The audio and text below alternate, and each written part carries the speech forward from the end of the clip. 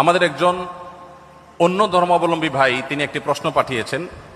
তার প্রশ্নটাই আমার হাতে সবার আগে আছে, উপরে আছে। আমি সেই প্রশ্নটির উত্তর দিয়ে শুরু করছি।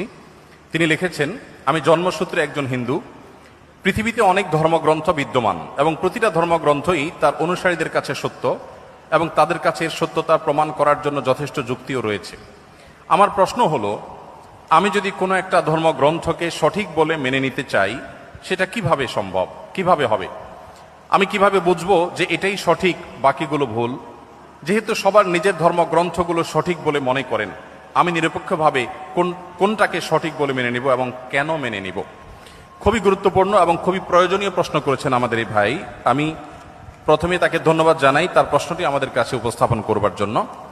আর এর উত্তরে আমরা বলতে চাই যে দেখুন, আল্লাহ রাব্বুল আলামিন প্রত্যেকটা মানুষকে জন্মসূত্রে আল্লাহর ভাষায় আল্লাহ নবী সাল্লাল্লাহু আলাইহি সাল্লামের মাধ্যমে আল্লাহ তাআলা ব্যক্ত করেছেন, ওয়াহী গায়রে মাকতুর মাধ্যমে ব্যক্ত হয়েছে যে কুল্লু মৌলুদিন ইউলাদু আলাল ফিতরাহ, প্রতিটি মানুষ জন্মসূত্রে ঈমানদার হয়ে জন্মগ্রহণ করে।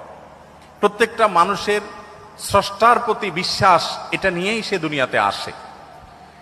এই স্রষ্টা সংক্রান্ত যে ধারণা, এটা তার সমাজ, তার পরিবার থেকে যেটা পায় সেটাকেই সে ধারণ করে। বাকি স্রষ্টার প্রতি ধারণার এই বিশ্বাসকে নিয়েই মানুষ জন্মগ্রহণ করে।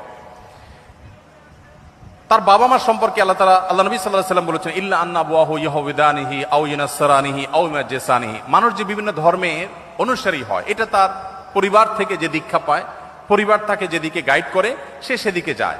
বাকি জন্মসূত্রে সে আল্লাহ বা সৃষ্টিকর্তা যে একজন আছেন, সেই এক সত্তার প্রতি বিশ্বাসী হয়েই জন্মগ্রহণ করে। তারপরে সে ডাইভার্ট হয়ে যায় পারিবারিকভাবে যে গাইডেন্স পায় সেই গাইডেন্সের আলোকে।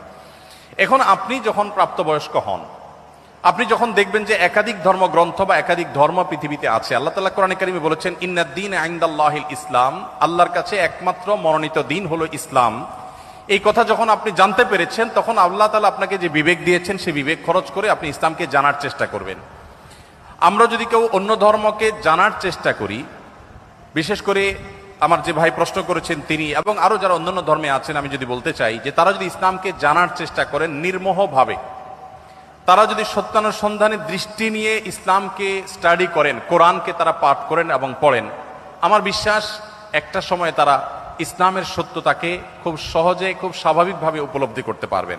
যেহেতু তিনি একজন সৃষ্টিকর্তায় বিশ্বাস করেন, অতএব সৃষ্টিকর্তার কাছে তার আকুতি থাকা উচিত, প্রার্থনা থাকা উচিত, হে মহান সৃষ্টিকর্তা, আপনি আমাকে গাইড করেন। এবং নিজের বিবেক, বুদ্ধি সবগুলোকে উন্মুক্তভাবে তিনি ব্যবহার করে তিনি কোরআনকে, আল্লাহর দ্বীনকে তিনি বোঝার চেষ্টা করা দরকার। এটা যে কোনো ধরনের মানুষের জন্য প্রযোজ্য, যে আপনি পারিবারিকভাবে যে দ্বীন পেয়েছেন সেই দ্বীনকে আপনি রপ্ত করেন, বুঝেন। অন্য ধর্মাবলম্বী ভাই যারা আছেন তাদেরকে আমরা বলবো যে কোরআন আপনারা নির্মোহভাবে একটু পড়ার চেষ্টা করুন।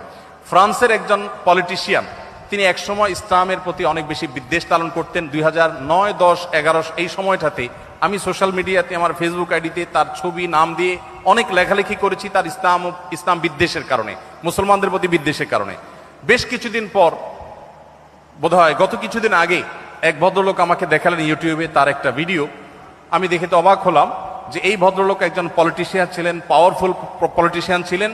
তিনি কোরআন এবং নবী করিম সাল্লাল্লাহু আলাইহি সাল্লামের সিরাত, এটাকে অধ্যয়ন করে উনি অধ্যয়ন করেছেন হলো মুসলমানদের দোষ ধরার জন্য, কিন্তু অধ্যয়ন করে তিনি একটা পর্যায়ে ইসলাম গ্রহণ করেছেন।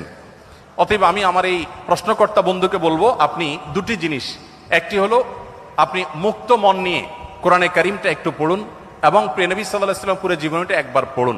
আপনি এটা পড়ার পর, মুক্ত মনে পড়ার পর, আপনার বিবেক আপনাকে গাইড করবে যে মুহাম্মদ সাল্লাল্লাহু আলাইহি ওয়াসাল্লামের যে দ্বীন আল্লাহর পক্ষ থেকে তিনি আমাদের সামনে উপস্থাপন করেছেন, এটা আল্লাহর পক্ষ থেকে আনিত ধর্ম এবং একমাত্র সত্য ধর্ম।